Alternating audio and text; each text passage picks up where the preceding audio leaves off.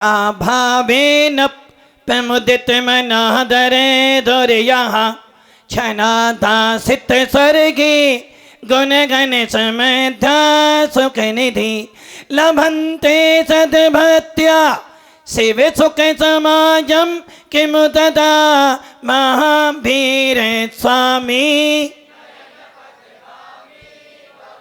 महावीर स्वामी महावीर स्वामी गुरुवाह पंथ नो नित्यम ज्ञान दर्शन नाहिका चारित्राणाम गंभीरा मोक्ष मार्ग का पंच परमेष्टि भगवान की भैया खाया है कुछ तो दिखाओ। पंच परमेष्टि भगवान की जय हो।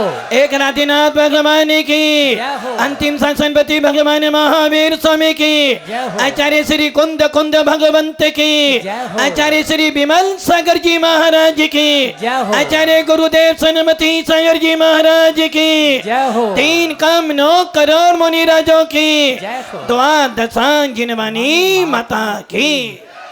बोले परम पूज्य आचार्य सुंदर सागर जी महामुनिराज की महामुनिराज की महामुनिराज की जय कारा गुरुदेव का जय कारा गुरुदेव का नमोस्तु करते हैं। भव्य आत्मा पावन प्रसंग चल रहा है, पावन दिन है। जब जब कोई महापुरुष जन्म लेता है, जब जब कोई महापुरुष अवतार लेता है, तब तब इतिहास अपने आप बदल जाता है। जब जब तीर्थंकर पैदा होते हैं तो प्रकृति भी अपना स्वभाव बदल लेती है। जब जब तीर्थंकर धरती पर अवतरित होते हैं तो अपने आप समाज में आनंद छा जाता है। और जब जब कोई महापुरुष पैदा होता है तो सबके दिलों में आनंद अपने आप आ जाता है। भव्य आत्माओं, तीर्थंकर पैदा होते हैं, सबको पता चल जाता है। तीर्थंकर पैदा होने वाले होते हैं, रत्नों की वृष्टि शुरू हो जाती है। और जब जन्म होता है तब तक रतन बरसते रहते हैं। सबको पता चल जाता है कि कोई महान पुरुष अवतार लेने आए हैं, इसलिए हमारे यहाँ पंच कल्याणक किए जाते हैं। भव्य आत्माओं, जब जब भी कोई सलाका पुरुष उत्पन्न होता है, जब जब भी कोई सलाका पुरुष इस धरती पर आता है तो उसके साथ में भी कुछ ना कुछ तो नया घटित होता है। अब चिंतन करना, महापुरुष पैदा क्यों होते हैं? महापुरुष पैदा क्यों होते हैं? क्योंकि महापुरुष जब भी पैदा होते हैं जब अत्याचार अन्याय बढ़ता है।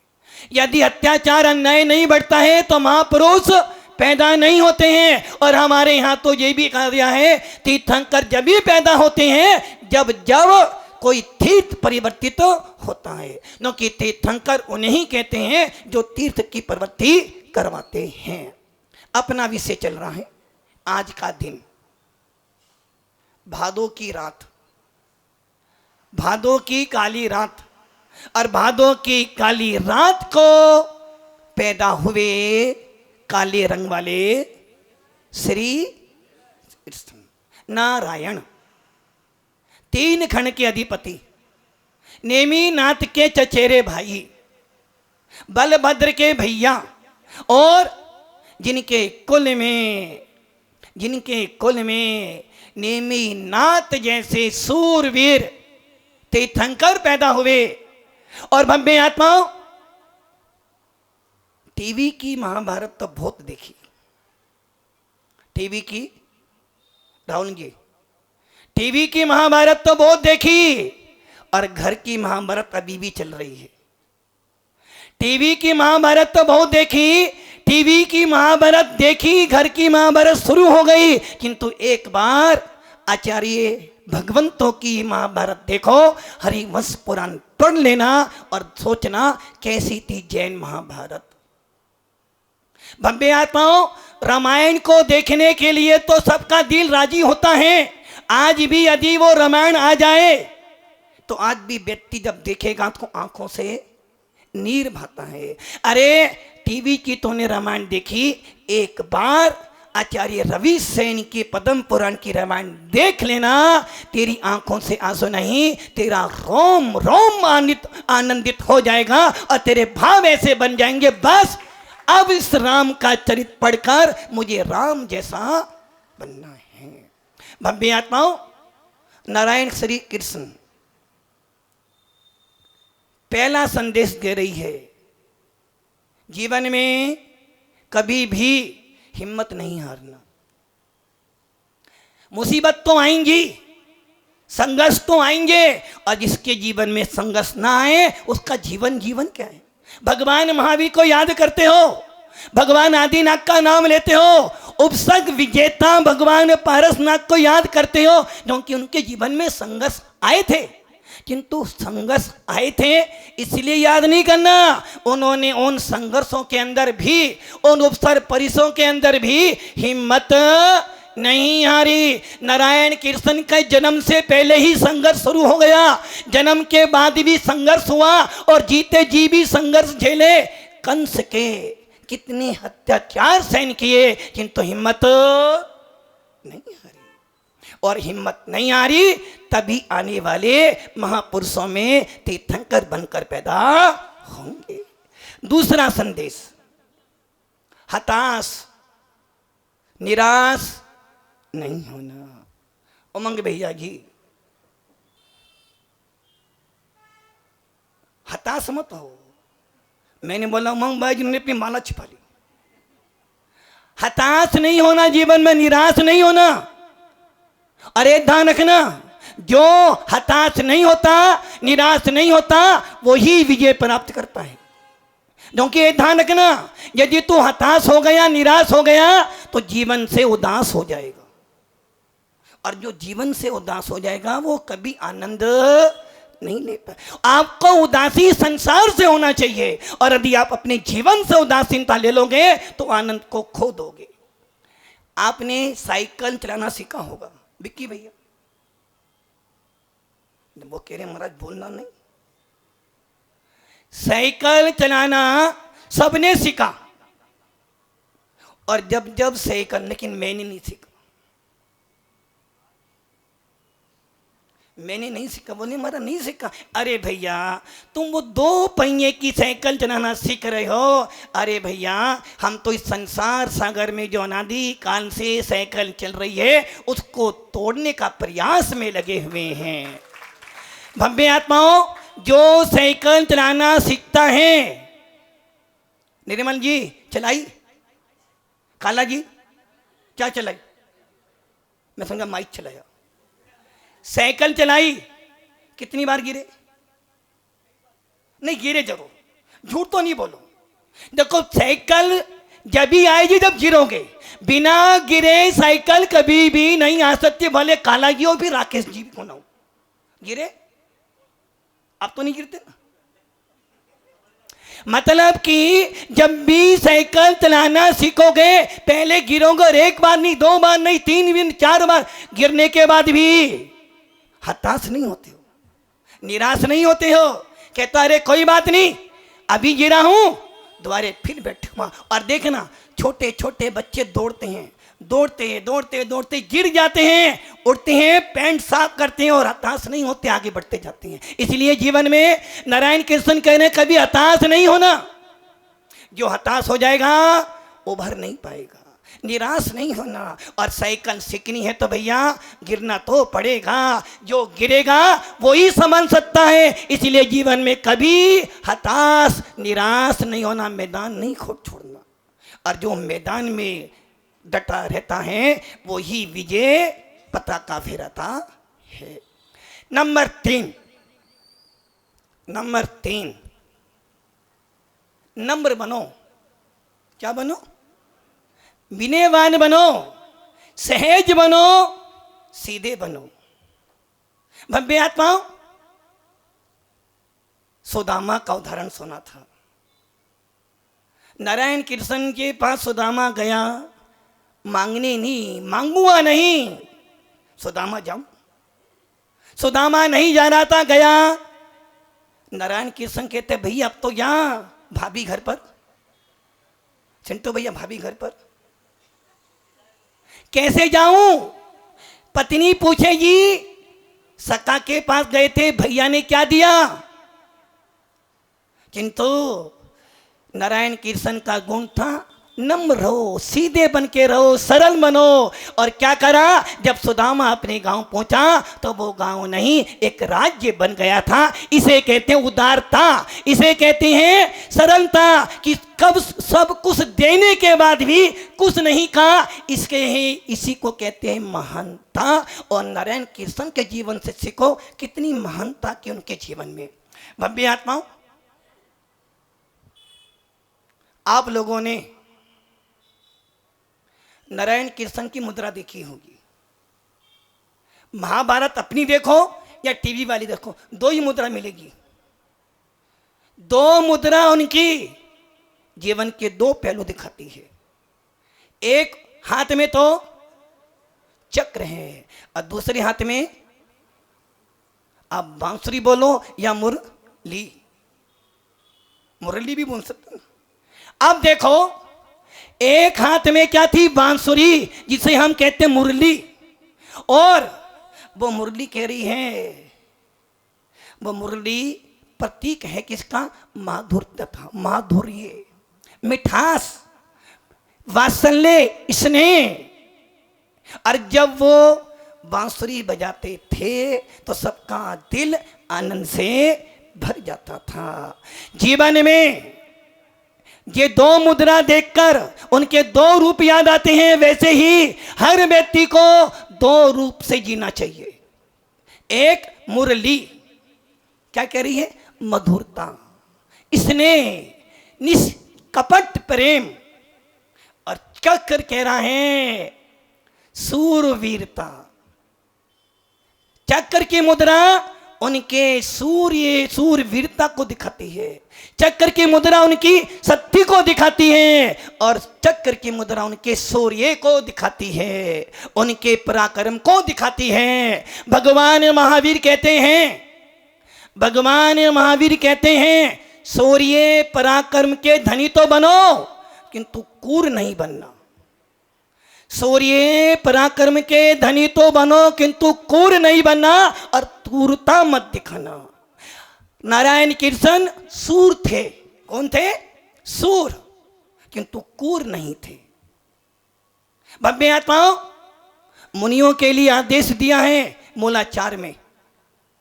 मुनियों के लिए आचार्य भट्टिकेर आदेश दे रहे हैं, सिंह जैसे पराक्रमी बनो, सिंह जैसे निडर बनो, किंतु सिंह जैसे क्रूर नहीं बनना, शेर जैसे हिंसक नहीं बनना, शेर जैसे पराक्रमी और निडर बन के रहना। भव्य आत्माओं, हमारे नारायण कृष्ण सूर्य थे। सूर मतलब सूरवीर, किंतु क्रूर नहीं थे। जो क्रूर होते हैं वो सूरवीर नहीं होते, और जो सूरवीर होते हैं वो कभी अन्याय नहीं करते हैं। भव्य आत्माओं, मुरली जब बजाते थे गोधन जमा हो जाता था, सारी गोपियां आ जाती थी। और जब वो मुरली बजाते बजाते लीन हो जाते थे तो ना जाने उनके उस आवाज में ऐसा जादू होता था कि हर व्यक्ति उनके निश्चल प्रेम में उनकी तरफ दौड़ा चला आता था। भव्य आत्माओं, घटना याद है, देखी होगी टीवी पर, कि एक दिन गोपियों ने पूछ लिया कि देखो, हे केशव, नाम क्या है? केशव। और एक ध्यान रखना, जब अर्जुन युद्ध कर रहा था, युद्ध करने के लिए पहुंचा, और युद्ध करने के लिए जब पहुंचा तो सामने पितामह देखे उसने। पितामह, ये पितामह हैं, कैसे मारूंगा? ये द्रोणाचार्य कैसे मारूंगा? धनुष नीचे रख दिया, हताश हो गया। नारायण कृष्ण बोले, बेटा, हे पार्थ, हे अर्जुन, हताश नहीं होना। धर्म युद्ध कर। और नो कि हताश वाला कभी जीत नहीं पाता है। आदि तो निराश हो जाएगा, जीत नहीं पाएगा। वो मुरली क्या कह रही है? गोपियों ने पूछा कि हे केशव, हम दिन भर तुम्हारे साथ रहते हैं, हर पल तुम्हारा साथ देते हैं, तुमने माखन चुराया तब भी साथ में थे, मटकी फोड़ी जब भी साथ में थे, सुख दुख में तेरे साथ रहे, किंतु फिर भी तेरे हाथ में मुरली तो है, वो तो छोड़ता नहीं और हमें भगा देता है। तो नारायण कृष्ण जी ने बड़ा अच्छा उत्तर दिया। ये मुरली जो है ना, 3 विशेषताएं इसमें। पहली विशेषता, इसमें कोई गांठ नहीं है।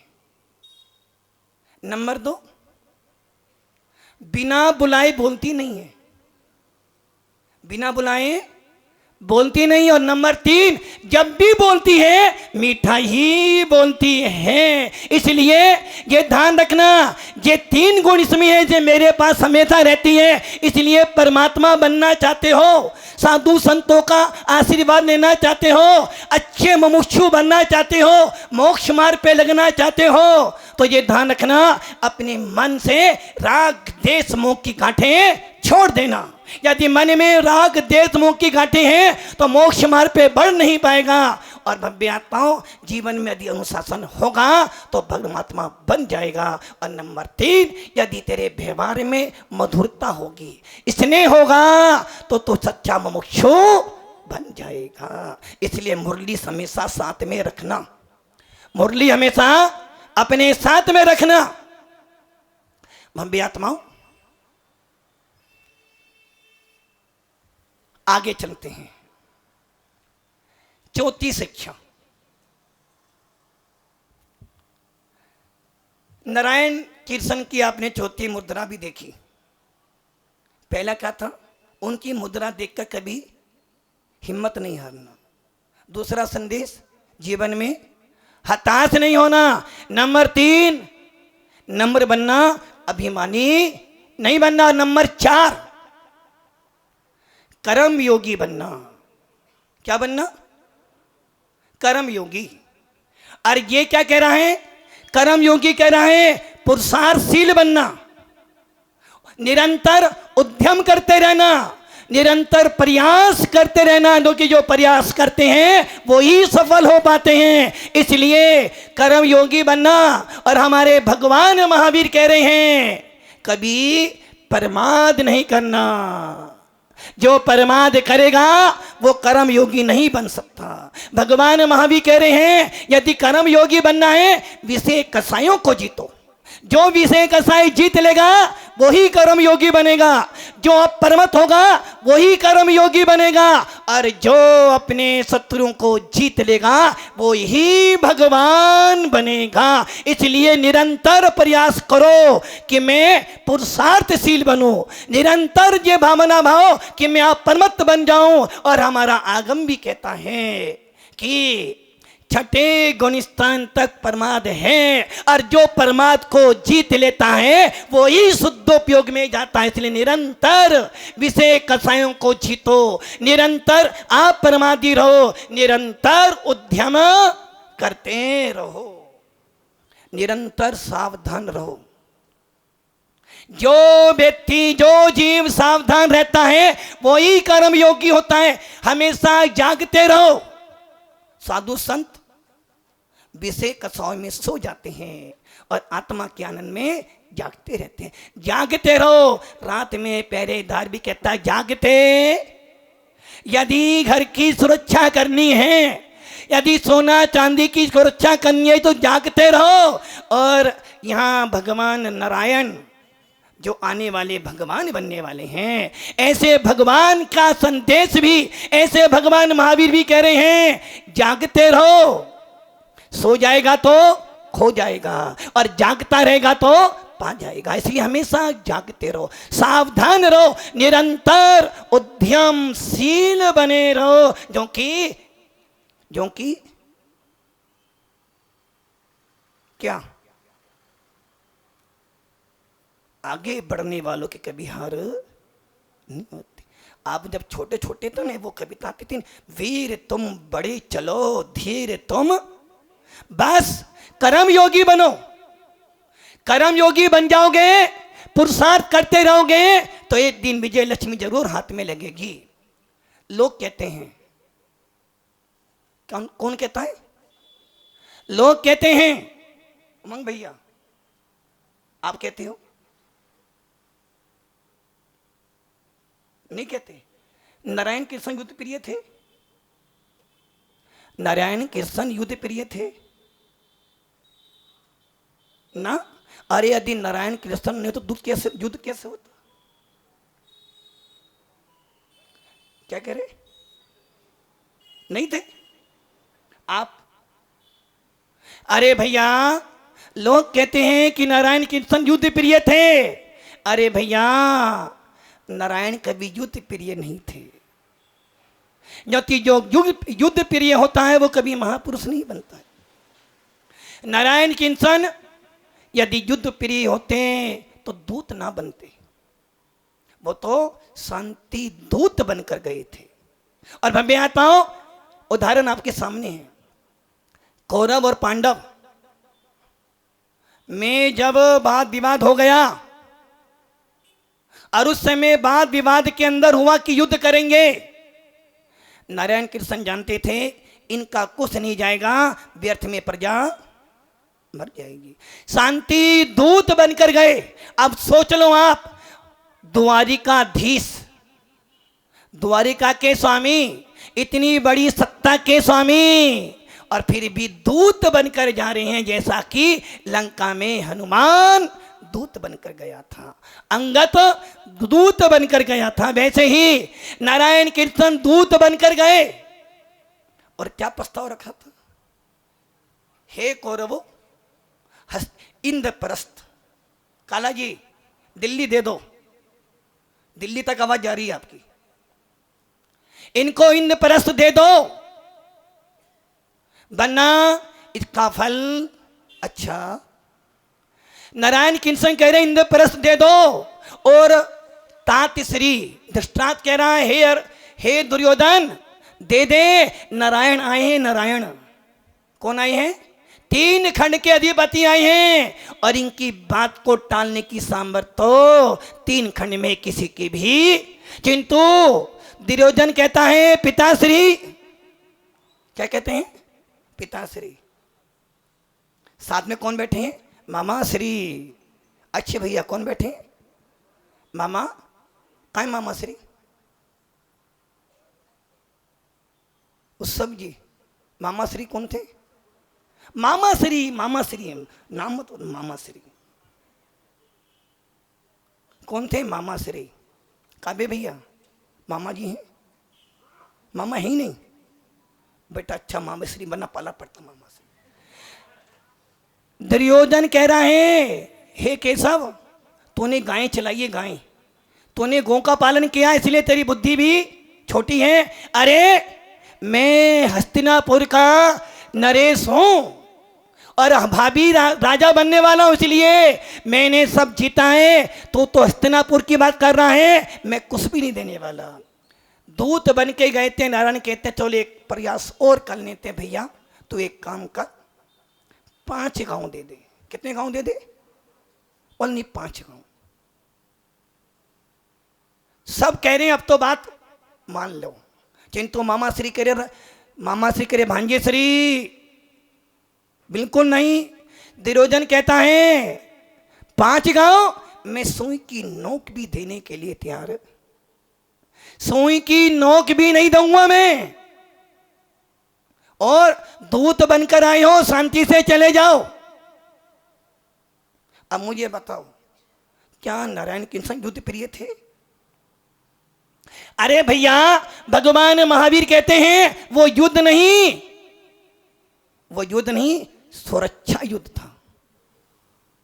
वो युद्ध नहीं था, बल्कि विरोधी हिंसा थी। यदि कोई मेरे राज्य पर हाथ डालेगा विरोध करूंगा। पांडवों ने युद्ध नहीं किया, नारायण कृष्ण ने युद्ध प्रिय नहीं थे, वो तो मात्र मात्र मात्र चाहते थे भैया शांति से काम हो जाए। और भव्य आत्माओं, यदि कोई तुम्हारा विरोध करने आएगा तो आप विरोध नहीं करोगे? विरोधी हिंसा करेंगे, संकल्प हिंसा नहीं करेंगे।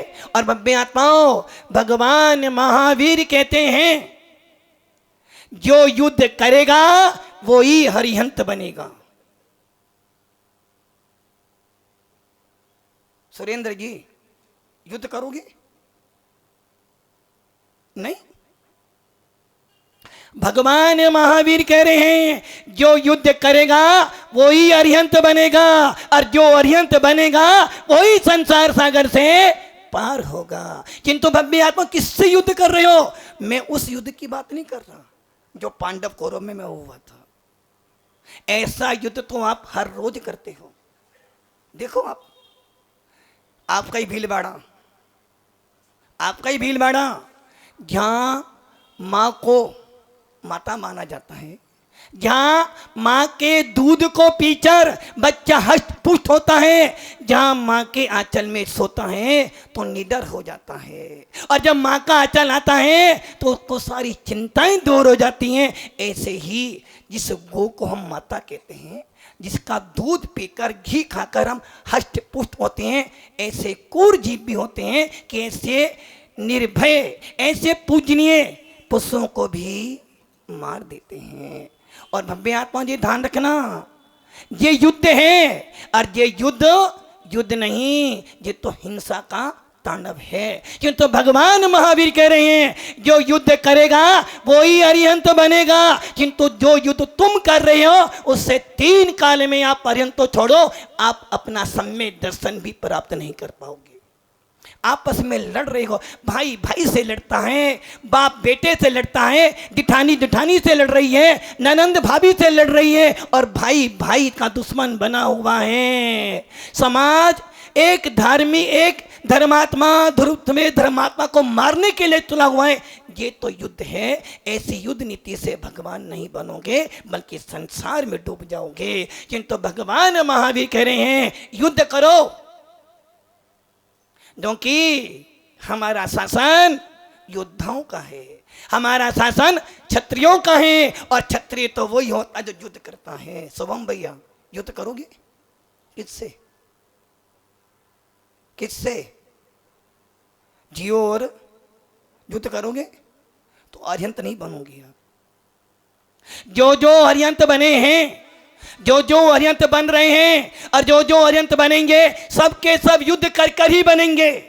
किंतु भव्य आत्माओं, हमें बाहर किसी से युद्ध नहीं करना है। इस युद्ध के लिए कोई तलवार भाला नहीं चाहिए, कोई बंदूक बारूद नहीं चाहिए। अरे बाहर के शत्रुओं को मारोगे तो जेल हो जाएगी, अंदर के शत्रुओं को मारोगे तो मोक्ष मिल जाएगा। भव्य आत्माओं, भगवान महावीर कहते युद्ध कर, योद्धा बन, किंतु ऐसा योद्धा बनना जिसमें तेरे ज्ञानावरणी, दर्शनावरणी, मोहिनी, आयु आदि 8 कर्म हैं, और तेरे पास हथियार कौन सा है?